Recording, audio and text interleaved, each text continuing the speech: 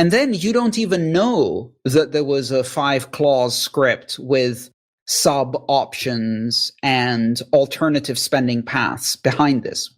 All you see is the root, the Taproot.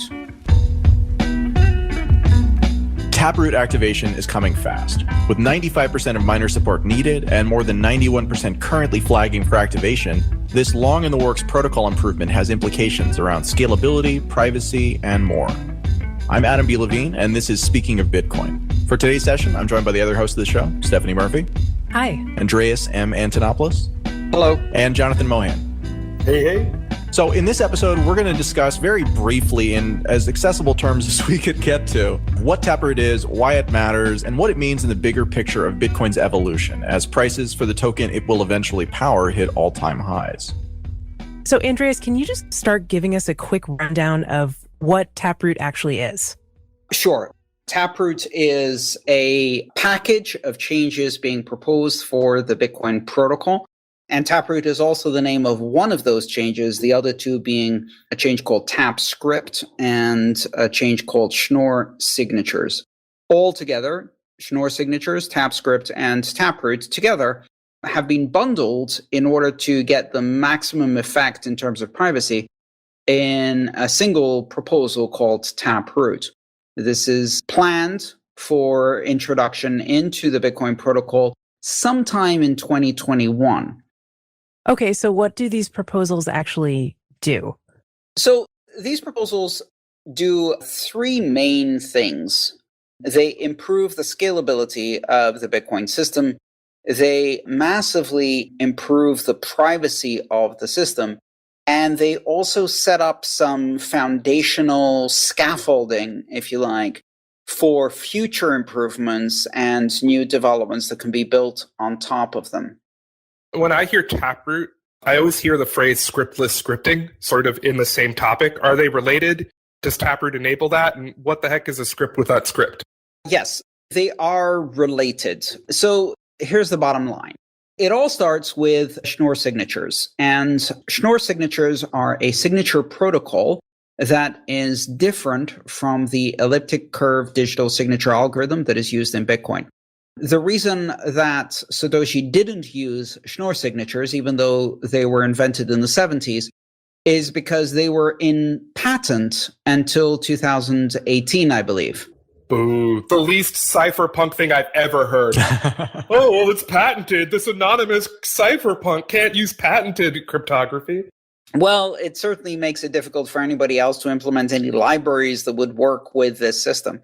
So we're going to go into a bit of detail about this, and it gets a little bit wonky for people who are newer to kind of the world of Bitcoin and cryptocurrency. But the basic idea here is that when improvements come to Bitcoin, right, or any chain out there, oftentimes they come in the form of a new type of address, right? So an address that does one thing might be different visually, like it might actually look different, and you might be able to tell when you're looking at a transaction what kind of transaction it is. One of the big things that this technology, or at least part of this technology, does is it makes it so that those things are impossible to tell apart. They all look the same. Now, at first, that's going to not work terribly well because it's a new standard and it'll just be another one of the many different types of ways that people can identify things. But as time goes on and as implementation of it becomes more ubiquitous around the different parts of the ecosystem, different wallets, different exchanges, things like that, then that problem will actually condense into just this single new type of address that will make it much easier, at least, to do these sorts of things privately without necessarily people knowing exactly what you're doing. The other thing is that a lot of the ways that we do things right now, as far as like, if you want to have, a multi-party lockbox, right, where it's Bitcoin that are controlled by a bunch of different people or on a bunch of your different devices, not only does that look different, but it takes up a lot of space on the blockchain. And that makes it more expensive, and it makes it so that fewer people can fit those types of transactions into the blockchain without pushing up the price of what it's going to take to do that. This also solves that, because just as it'll make all of these different types of transactions look the same, well, it can actually take multiple types of transactions or multiple individual transactions and combine them into a single transaction, which again has very positive privacy implications and also has scalability implications. It's better for that. Now you can fit more in there, and it makes it cheaper for everybody too. So now let's get into kind of the detail of this. So Schnorr signatures like elliptic curve digital signatures, are basically a mathematical way of proving that you have control over a private key by producing a digital signature, which is a number that is derived from applying your private key together with a message fingerprint to say, here, this message has been signed, the message often being a transaction. Now, Schnorr signatures are interesting because they have a couple of very, very useful properties that elliptic curve digital signatures do not have. To put it simply, one of the really interesting properties is that you can aggregate them in such a way that the sum of a set of signatures is the same as the signature of the sum of the private keys. Meaning that instead of presenting 5 signatures for 5 private keys that can be verified against 5 public keys, you can present one signature that is the sum of the 5 signatures that can be verified against the 5 public keys summed together as one public key to prove that whoever signed this was in control of the sum of the 5 private keys as one private key. The advantage of this is that if you're presented with a single signature against a single public key that proves ownership of a single private key, you can't tell that there was actually 5 people who composed that together.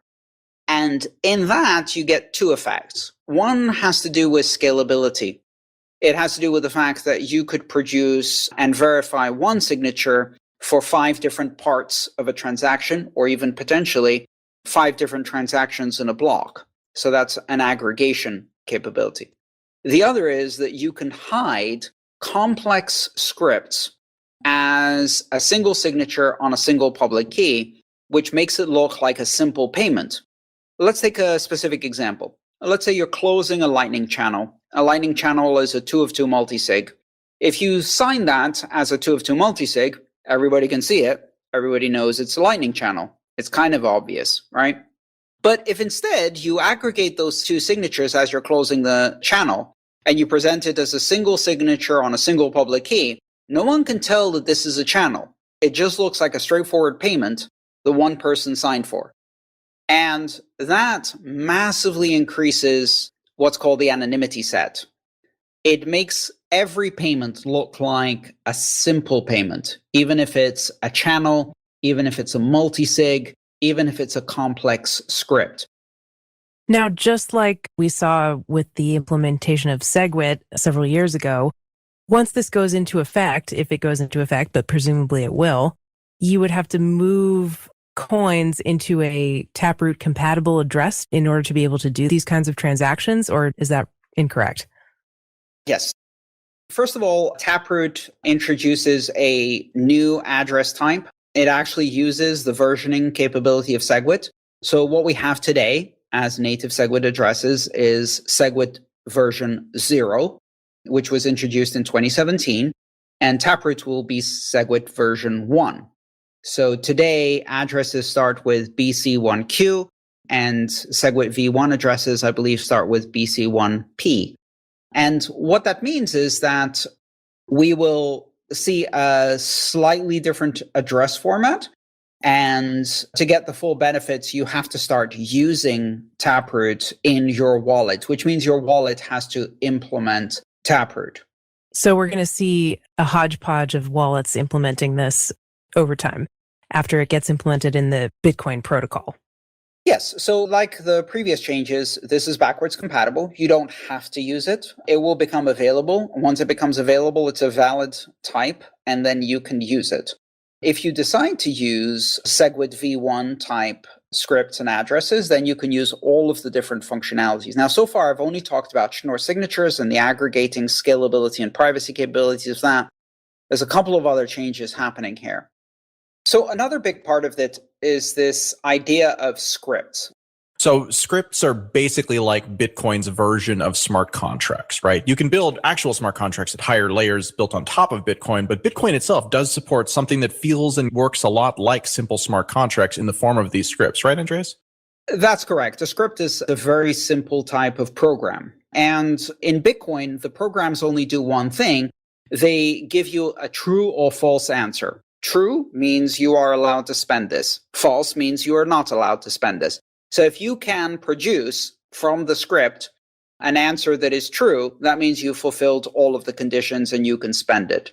So Bitcoin has a scripting language that allows you to specify conditions to spend something. And the most obvious condition is show a signature that proves you have the private key and then you can spend this. That's obvious. And it's a fairly simple, short script. It gets even shorter with Schnorr signatures and Taproot, but that's not really the big scalability improvement. The big scalability improvement comes from more complex scripts. So if you have a complex script that says, here are 10 keys.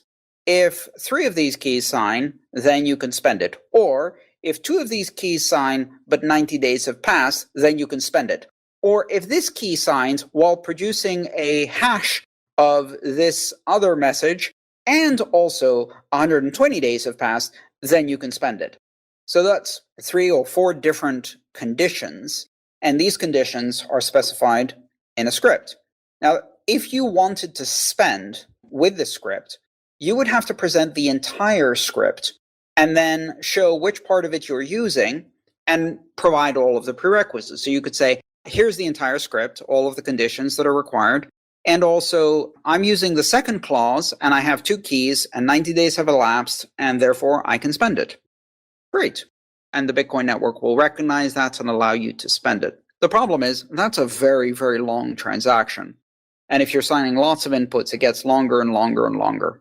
What this Taproot enhancement does is it hides all of these different conditions in a tree using a technology called Merkle trees, which is also used in compressing all of the transactions into a block.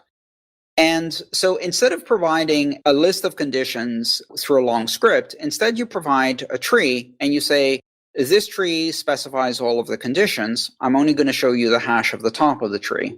And when you want to spend it, you say, I'm going to use the second clause in the tree. Here's a proof that shows that that clause was part of the tree, but I'm not telling you what other clauses exist. The first, third, fourth, fifth, and sixth clause that exist, you will never know about. I don't even need to show you. And therefore, the proof I provide is very, very short. That concept was first introduced as a concept, I believe, in 2014. It was called Merkleized Abstract Syntax Trees. We've talked about it on the show many times. We talked about it extensively in 2016 and 17 in the run-up to SegWit. And Taproot finally makes it a reality. So this feels kind of zero-knowledge proofy, where you can demonstrate that something is correct without having to disclose what the something you're proving correct is. Is that sort of in the same ballpark? Somehow, yes. Essentially, you're shielding all of the parts of the script that you're not exercising to spend. And that's the Merkleized Abstract Syntax Tree part of Taproot. But there's an even better one, which is that in the example I gave before, you say, here's 10 keys. If 3 of them sign, then you can spend. If 2 of them sign and you have 90 days, then you can spend. If 1 of them signs and you have a hash and 120 days, then you can spend. But in almost all of these types of scripts, there's also the case where everyone agrees. This is called the K of K, the unanimous option. And that is simply all 10 keys agree. And in many of the protocols that you construct over Bitcoin or corporate spending environment or other types of situations, it's actually always possible to get a unanimous consent instead of the individual spends. And you might be able to make the vast majority of spends with the unanimous consent option. With Taproot, the unanimous consent is produced as a single signature that is aggregated from all 10 keys, for example, against a single public key that is aggregated against all 10 public keys, and that appears to everyone on the network as a simple payment. And then you don't even know that there was a 5-clause script with sub-options and alternative spending paths behind this. All you see is the root, the Taproot, and that's why it's called Taproot. And so how this gets to being more privacy focused is if we compare Bitcoin to ACH, the world we're in right now is the Ethereum world and the Bitcoin world, where if Acme wants to pay Warner Brothers, you not only see the payment occurring, but you see the entire contract and the negotiation and the agreement, and all of that gets disclosed. But what Taproot's going to allow you to do is when Acme and Warner Brothers has a deal, you just see the end of the deal, which is, hey, some money went from Acme to Warner Brothers. And in fact, you might not even see that, because if Acme and Warner Brothers are represented by some kind of aggregating payment channel, like through a Lightning channel, you'll see an aggregated signature that looks like some other party that's unnamed has signed for this. But what you don't see is that behind the scenes, that's actually 10 different payments being made. So you get all of these aggregation capabilities, and aggregation also means privacy. So that's one of the big capabilities. Now, all of this is immensely technical. For most Bitcoin users, what this will mean is that their wallet will be able to do an upgrade to the current address format. It's a relatively simple upgrade. For wallets that have already implemented SegWit, implementing SegWit v1 as opposed to just SegWit v0 is not a huge upgrade. The code is already integrated in the test libraries. It's running on the test networks and the Liquid network, and it's already incorporated in all of the application level libraries that build on top of libsecp. And so it should be a fairly easy upgrade for wallets. And once that's done, the obvious thing that's going to happen for most users is simply their transactions are going to get cheaper. That's it. But what's happening for more sophisticated users is that all of their scripts that used to be a needle in a haystack now become a needle in a needle stack. I guess I was wondering, like, if there's any good reason that this should not be implemented. Like, why would someone oppose this? Or what, have the minds just not like done their research on it? Or is there any kind of security concern as Bitcoin gets more complex and potentially adds more features? There's always like a trade-off between, security and complexity. Stephanie, my gosh, I never took you for a statist. There's no such thing as one solution in the free market. There's 50 solutions. One of the issues with Taproot is it's the Ben and Jerry's delight of which flavor do you go for? I think Jonathan's correct in one way, which is that there have been several rounds of review and improvement on the whole set of the proposals, and we're getting to the finish line where the code is getting to stability, the proposals are stable, the address format is stable. In fact, the latest address format was only proposed last week. Now, the next part is difficult. The next part is activation of this on the Bitcoin network. And in the past, we have seen, to the shock and horror of those involved, that what should have been a relatively non-political scalability improvement became very, very hotly debated, became a lightning rod for a political battle of power, and eventually became a very difficult activation. I think a lot of the Bitcoin Core developers and wallet developers do not want a repeat of that scenario. So this is being approached very, very carefully to make sure that it does not become a fight. A lot of consideration, a lot of review, a lot of testing, and an activation process that gives everyone a lot of time to decide. Now, contrary to what Adam hinted at the beginning, we do not have an activation process yet. The activation process itself is still being debated. One possibility is what's called a BIP9 activation, which is an activation where you have to reach a threshold of 95%, at which point it gets locked in, and 2 weeks later it's activated. But there's no deadline. This can be below activation forever. This is what was used for SegWit. It's not a very popular option because of the opportunity to politicize that decision. An alternative is called BIP8. BIP8 is a threshold activation with a flag day, which means miners have the opportunity to signal their approval for this change. And if 95% of the miners approve of this change and signal that in their blocks, then the change gets locked in and 2 weeks later it gets activated. But if they don't, then at a certain date, it gets locked in and gets activated anyway. So they can activate it sooner, but they cannot postpone it. And so that's being looked at as a better approach. So recently, in order to decide how best to activate it, one of the developers did a poll.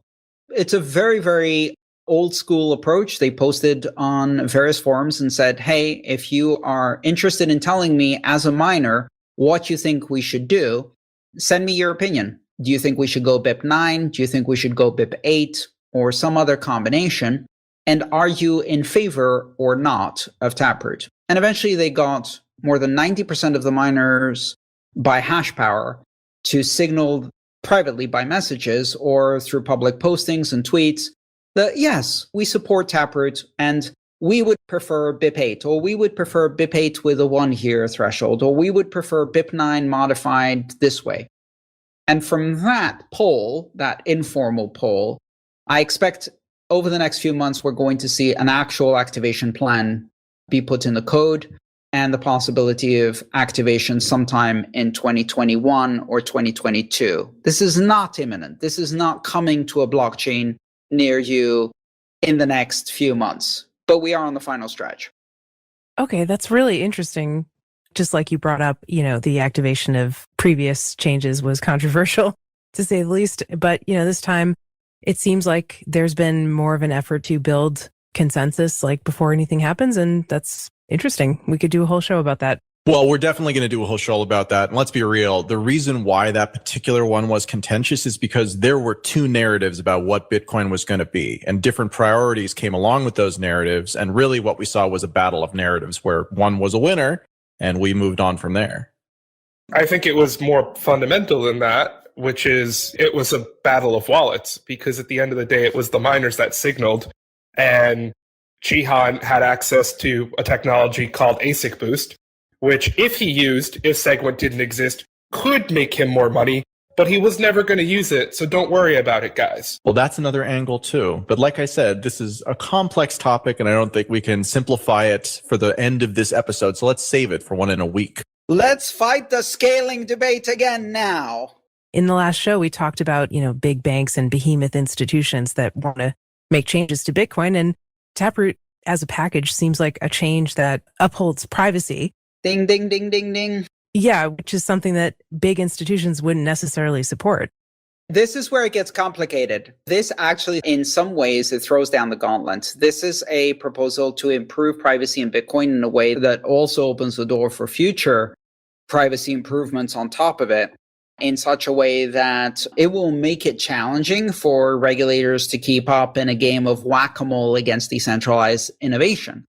So there is a possibility, and we're already seeing pressure for miners to conform to expectations of regulators about what does and doesn't go into a block, and to do various kinds of surveillance and control of block contents. Now, that may start putting miners a bit more in the crosshairs of regulators, and we'll see. Hopefully this isn't the fight. Hopefully this one just sails through over the next year or year and a half, and we get to a more private situation with Bitcoin. We get better privacy, we get better scalability, and then we live on to fight another day. And so with all of that said, that is all the time we have for this episode of Speaking of Bitcoin. Thanks to all of you listening and to my fellow hosts for sitting in on today's session. Stay tuned for our next episode where we'll be digging into the good, the bad, and the ugly of blockchain voting. We'll see you next time.